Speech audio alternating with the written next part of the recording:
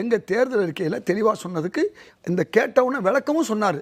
அந்த தேர்தல் அறிக்கை தயாரித்த சிதம்பரம் சொன்னார்கள் சிஏஏ என்ஆர்சி புரிஞ்சுக்கணும், மக்கள் புரிஞ்சுக்கணும். உங்களுக்கு அதில் ஜனநாயக விரோதம் எல்லாமே நாம் சொல்லியிருக்கோம். இப்போ நீங்களே கேட்டீங்க, இவங்க தான் இஸ்லாமிய மக்களுக்கு வந்து உழைக்கிறாங்கன்னா இவங்களுக்குள்ள ஓட்டு விழுகணும். ஓட்டு விழுகலைன்னு தானே திரு சீமான் அவர்கள் சாத்தானுடைய பிள்ளைனாங்க. நான் கேட்குறேன், முஸ்லீம்களுக்கு வந்து இந்த சிறைவாசி விடுதலை வந்து சமீபத்தில் செஞ்சாங்களா இல்லையா? ஏற்கனவே கலைஞர் இருக்கும்போது 138 பேரை விட்டாங்க.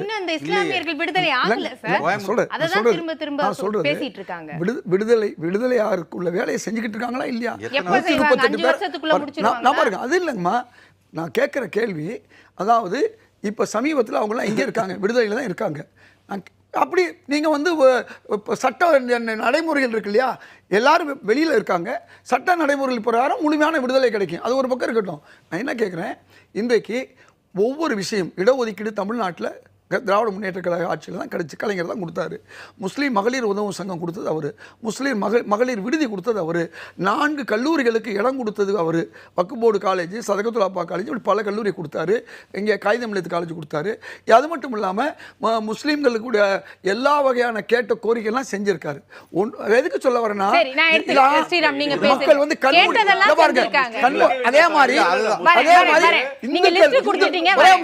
இந்து பெண்கள் அத்தனை பேரும் 22 பெரிய கட்சிகள் இருக்கு. 18 கோடி பாப்புலேஷனுக்கு அள்ளி அள்ளி செய்யறதுக்கு 22 கட்சி இருக்கு. 130 கோடி இந்துக்களுக்கு செய்ய பேசுறதுக்கோ ஏதோ ஒரு சொல்றதுக்கோ ஒரே ஒரு கட்சி தான் இருக்கு. அதனாலதான் அந்த இந்துக்களுக்கு அந்த கட்சி இப்பதான் ஒரு பட்டியல் போட்டாரு. ஒரு பட்டியல் போட்டு எவ்வளவு கொடுத்தாரு, எவ்வளவு கொடுத்தாரு, இந்துக்களுக்கு என்ன கொடுத்தாருன்னு சொல்லுங்க. அல்வா தான், லட்டு தான் கொடுத்தாங்க எல்லாரும்.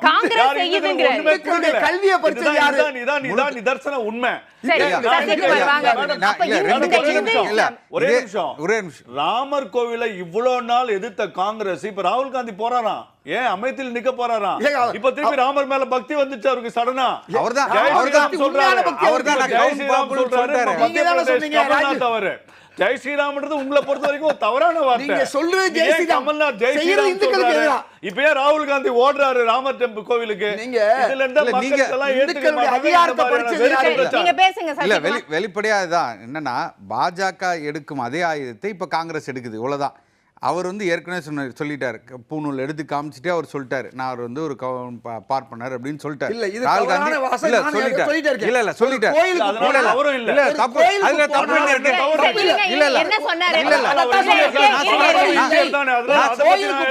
இல்ல கேட்பாங்க, அதை நீங்க சொல்லணும். இல்ல அதுல கோயிலுக்கு போனா அதான் சொன்னாரே. அவர் நான் இந்த ஜாதி இந்த மதம்னு சொல்லி இன்னைக்கு மோடிங்கிற ஜாதிக்காக வேண்டி ராகுல் காந்தி மோடிங்கிற பிரதமர் ஒரு ஜாதி பேரை வச்சிருக்காரு. ஏன்னா அவங்க தான் சொல்றாங்க மோடி என்பது ஜாதி, அந்த ஜாதியை ஏன் எதிர்த்தார் ராகுல் காந்தி தானே கேட்டாங்க.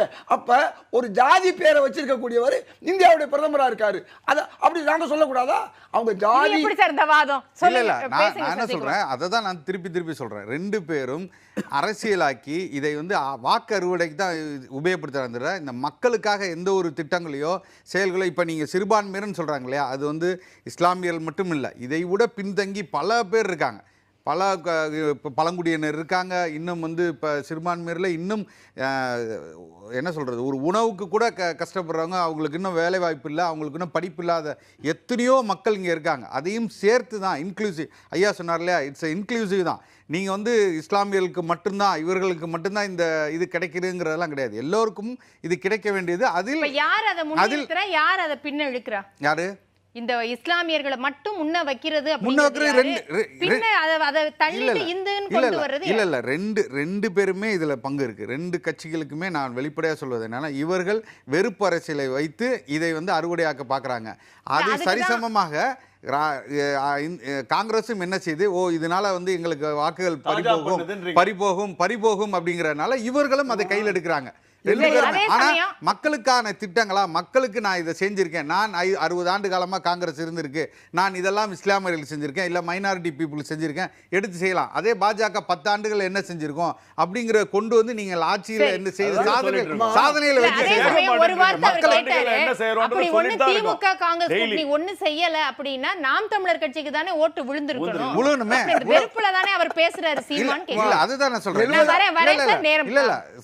நாங்க வெறுப்புல பேசுறோம்னா இஸ்லாமியர்கள் வேண்டாம்னோ இல்ல இஸ்லாமியர்களை குறைத்தோ நாங்க பேசவில்லை. ஓகேங்களா? நாங்க தெளிவா சாத்தான்ஜி பிள்ளையை மட்டும் இல்ல, தான் பேசுனீங்க. இல்ல அது வந்து அது மட்டும் தான் ஒரு நிக்குது. அதுக்கு பின்னாடி அவர் பேசுனது மறைக்கப்படுது. அதுதான் சொல்றேன். இவங்க வெட்டி ஒட்டி அது என்ன கண்டென்ட்காக பேசினாங்க அப்படிங்கறத எடுத்துட்டு தான் பேசுறாங்க. அது வந்து பொதுவா சொன்னது, எல்லாருக்குமாக சொன்ன கருத்து அது.